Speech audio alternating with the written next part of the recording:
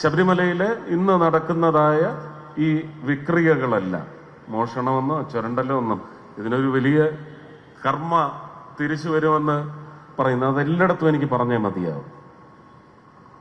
സ്വർണത്തിന് ബലം കുറവാ. 916 എന്നൊക്കെ എന്നെ വിളിച്ചു.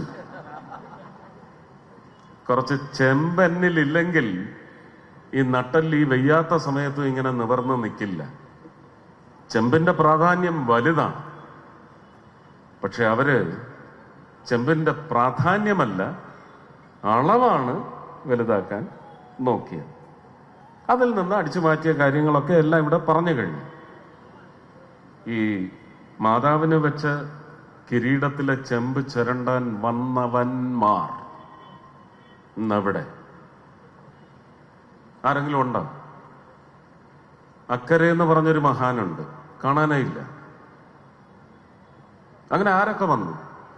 പക്ഷെ അവിടെ ഞാൻ കൃത്യമായി ഓർക്കും, ശ്രീ സുധാകരൻ, കെ സുധാകരനോ ശ്രീ വി ഡി സതീശനോ ഒന്നും ആ വിഷയത്തിൽ ഇടപെട്ടിട്ടേ ഇല്ല. മുരളിച്ചേട്ടൻ പോലും അതിനകത്ത് ഒരു മാന്യത കൽപ്പിച്ച് ആ വിഷയത്തിലൊന്നും ഇടപെട്ടിട്ടില്ല. പക്ഷെ ഈ പറഞ്ഞ കുറെ മതത്തറകൾ അതെടുത്ത് പൊലിപ്പിക്കാൻ നോക്കി. ഇന്ന് അവരതിനകത്ത് പൊഴിഞ്ഞുകൊണ്ടിരിക്കുകയാണ്. നോക്കൂ, ഇതാണ് ഭഗവാന്റെ നിശ്ചയം, അല്ലെങ്കിൽ അമ്മ ലൂർദ് മാതാവിന്റെ നിശ്ചയം. അതുപോലെ തന്നെ ആ സമയത്ത് എന്തെല്ലാം വിഷയങ്ങളാണ് കൊണ്ടുവന്നത്.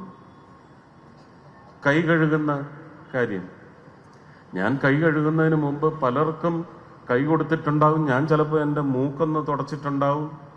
ഇതിനുശേഷം സിനിമയുമായി ബന്ധപ്പെട്ട ചടങ്ങിൽ ഇപ്പോൾ ഒരു സ്ഥിരം ഫാക്ടറാണ് കേക്ക് കട്ട് ചെയ്യുക. നമ്മളെയൊക്കെ സ്കൂളിൽ പഠിപ്പിക്കുന്നുണ്ട് ഫുഡ് ടു മൗത്ത് ഡിസീസസ്, ഈ കാര്യങ്ങളൊക്കെ.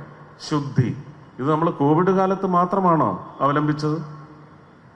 അപ്പൊ ഭക്ഷണം കഴിക്കുന്നതിന് മുമ്പ് സോപ്പിട്ട് കൈ കഴുകണമെന്ന് പറഞ്ഞ് മുഖ്യമന്ത്രിമാരുടെ വീഡിയോകളുണ്ട് നമ്മുടെ നാട്ടിൽ. ഞാൻ അതേ ചെയ്തുള്ളൂ. സോപ്പ് ഉപയോഗിച്ചില്ല, സാനിറ്റൈസറും ഉപയോഗിച്ചില്ല, വെള്ളം ഒഴിച്ചൊന്ന് കഴുകിയിട്ടാണ്. കാരണം എനിക്കറിയാം, ഞാൻ എൻ്റെ മൂക്കിൽ പിടിച്ച ഒരു വീഡിയോ ബൈറ്റും അത് കഴിഞ്ഞൊരു കുഞ്ഞിന് ആ കേക്ക് മുറിച്ച് വായിൽ വെച്ച് കൊടുക്കുന്നതും വെച്ച് വരാവുന്ന വിമർശനം എന്താണെന്ന് എനിക്ക് നല്ല ബോധ്യമുണ്ട്. പക്ഷെ അതൊന്നും പേടിച്ചിട്ടല്ല. എന്നെ പഠിപ്പിച്ച ഗുരുക്കന്മാരോട് ഞാൻ കൃത്യമായി ഗുരുദക്ഷിണ വെച്ചിട്ടുണ്ട്, അനുസരിച്ചിട്ടുണ്ട്. അപ്പൊ ഇങ്ങനെയൊക്കെയുള്ള വിഷയങ്ങൾ എടുത്ത് അതിന് തുല്യം തന്നെയാണ് ഈ മറ്റു കാര്യങ്ങളും ഒക്കെ. അതിനൊക്കെ ഇവിടെ നിയമമുണ്ട്, പോലീസുണ്ട്, അവരത് നോക്കിക്കോളും. അതിന്റെ ഒരു ഫൈനൽ എന്ന് പറയുന്നത് കോടതി പറയട്ടെ.